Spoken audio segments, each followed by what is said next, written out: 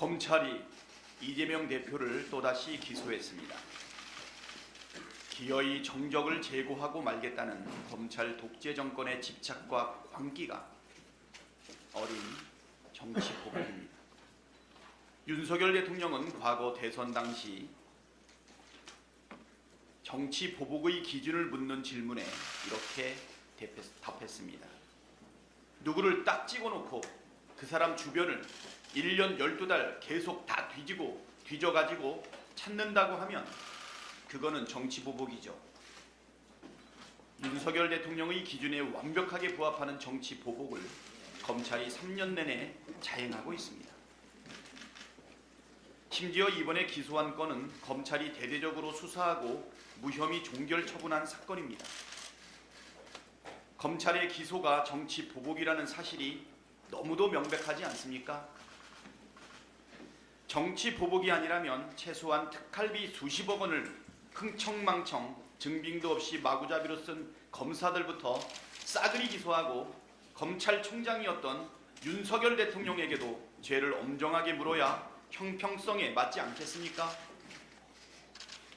본인이 직접 사용하지도 않은 법인카드로 기소할 거면 강도영 해양수산부 장관, 김문수 고용노동부 장관은 왜 가만둡니까? 증빙도 없이 한도초가 사용한 이진숙 방통위원장도 당장 기소하십시오.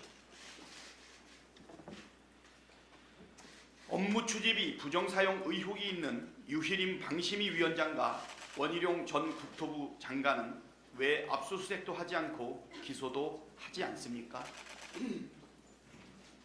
정치 검찰이 막가파식으로 정치 보복으로 법치를 회수하고 사법 정의와 민주주의를 심각하게 훼손하고 있습니다.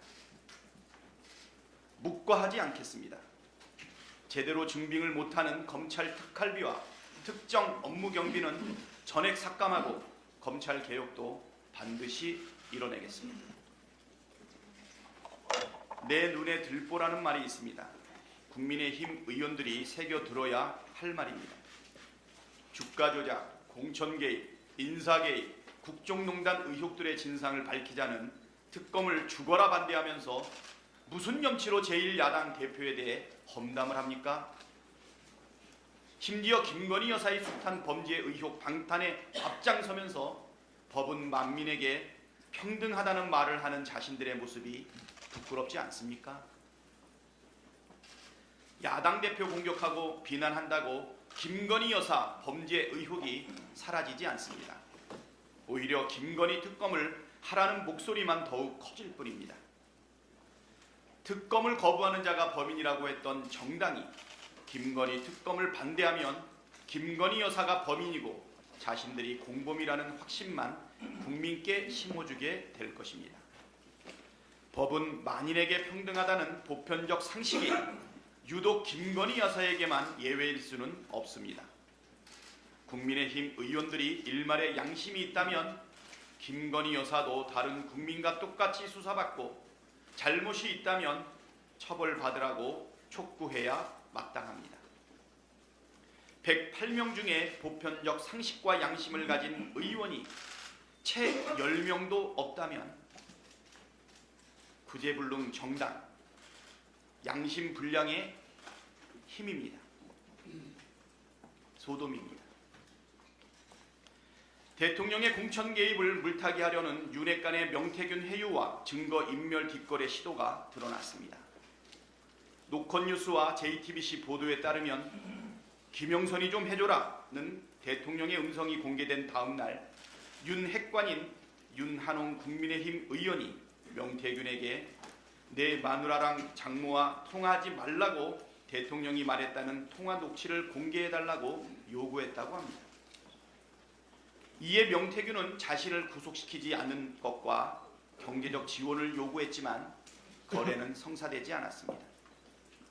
중요한 것은 윤석열 대통령이 명태균에게 화를 낸 다음 날 또다시 전화를 걸어와 1시간 동안 사과하며 정권 교체의 어려움을 토로한 통화 녹취도 존재한다는 사실입니다.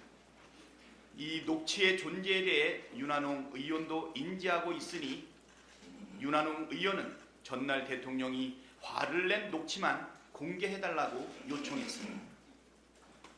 선택적 녹취 공개로 윤석열 대통령의 공천거래 의혹을 물타기 하려는 회유와 증거인멸 교사이자 음흉한 뒷거래 시도 아닙니까?